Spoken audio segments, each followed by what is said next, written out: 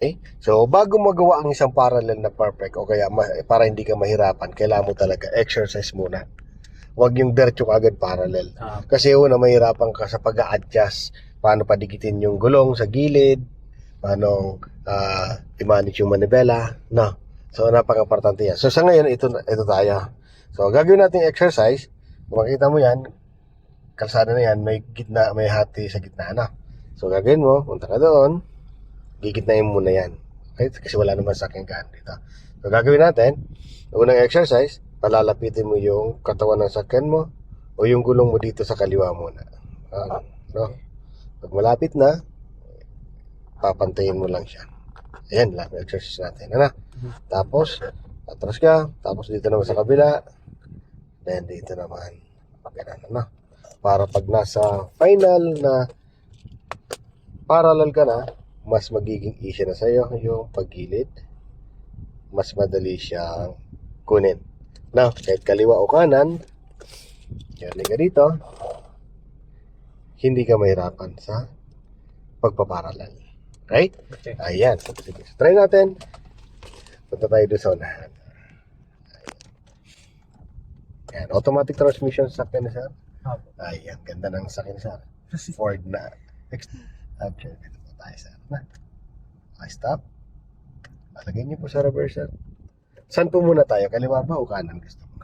Kaliwa. O sige. Try natin. So, lapit natin yung gulong doon sa kaliwa, no? Pag nag-slide ng ganyan, gitna, yan, ganyan lang. Ano? Huwag na huwag yung kakabigin yung pakanan yan kasi may iba yan. Laging pakaliwa, gitna. Yan, gitna. Ngayon, pag malapit na yung gulong, saka ka palang kakaliwa. Very good. Pag umangat ulit ang gulong mo, kabig ka ulit na papunta dyan. Then, pag lumapit naman, angat mo ulit siya. Pag pantay na, gitna. Yan, pantay na. Stop. Okay. So, lagi sa drive. Gitna po ulit tayo. At kanan naman tayo. Very good. Tali doon. Makikita mo yung pag-parallel mamaya, mas easy. Okay, stop. Lagi sa reverse. Then dito ako tumingin naman. Sa kanan naman tayo. Okay, so kabit dito. Lapit natin yung puwetan sakyan sa kanan. Ayan. Then gitna. Gitna muna. Huwag mo kakabigin mo ng kaliwa. Kasi Pag lumapit na siya. opo. Pag malapit na yung gulong, saka pa lang. Malapit ka po lingkaran dito. Okay. Then layo-layo na. Very good. Sige. Napumantay. Okay. Gitna. Pag gusto palapitin, lapit pa. Gamit ang gulong, no? Sipat sa gulong. Lapit pa yung gulong sa guhit. Yeah. Pag nagpapalapit pala tayo ng gulong, ay katawan ng sakyan sa pinakagilid sa gulong ka titingin. No? Ang gulong ang pinaka-importante. Okay? Pag yung katawan ng sakyan, hindi mo kita yung gulong, mahirapan ka. Napapadikit yung katawan ng sakyan mo sa pinakagilid. Kagaya ng ginagawa naman nagsaside parking. Ano? Sa gulong ang sekreto niya. Dikit mo pa. Yeah. Ayos. Pwede na yan, no? So, medyo familiar ka na sa reversing. Familiar na sa manibela. Okay, sa pagkatras. Ngayon, try naman natin mag-parallel, syempre. I-apply na natin. Okay, so sige. Ano tayo ng parallel. Doon ka na. Subukan natin. Dito kaya sa pagitan nito. Tingnan mo kung sasabit kita. Ito, makikipraktis tayo dito. Dito sa gate na to. Na? Okay, so, yung mirror nitong Innova, tapatan mo lang ha. Pero huwag mo siyang didikitan masyado.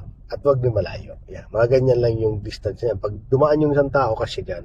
Kasya ba siya? Opo, kasi isang tao dyan na. Sige, tapat mo yung mirror mo sa kanya. Kasi pares kayo hindi gusto. Kanti pa. Kanti pa. Kanti pa. Ayun, tapat na. Okay. Lagay mo sa reverse. Todo manibela dito sa kaliwa. Siyempre, papunta natin ang kaliwa. Na. So, atras po tayo. Tingnan mo muna kung sasabit yan. Diyan muna ikaw tumingin. Ha? Tatanda mo yung mga reference yan. Ha?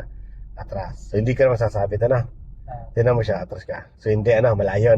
So, safe na yan. Dito ka na tumingin. Kasi yung... slow down ka lang. Yan. Di ba nakita mo isang side ng ilaw na yun. May takip lang. May ilaw yan doon sa pinakakaliwa pa. So, kailangan mag-point yun doon. Ha? Okay. Point mo siya. Okay. Point mo. Yan. Okay na yan. Stop. Yan o. Naka-point na siya o. Ah. Na. Ang gitna mo naman nabela mo. 1, 2, then atras ka na. Ha? Lalapit mo yung gulong mo sa guhit ng gutter. Na. Yan. Sige lang. Sige pa. Hindi ka naman sasabit yan kasi may space ka. Diba? Yung kanina. Sige. Lapit mo pa yung gulong mo. Sa gulong ka titingin ha. Sige lang. Lapit pa. Sige lang. Lapit pa. Lapit na pa yung gulong mo. Yan, malapit na. Pwede mo na yung todo dito manibela mo sa kanan. Di nasasabit yung uso na yan kasi yung wiper mo lagpas na sa kanya. Atras ka na. Di nasasabit yan. Pag yan ka tumingin, hintay mo lang pumantay katawan sa sakyan mo sa guhit.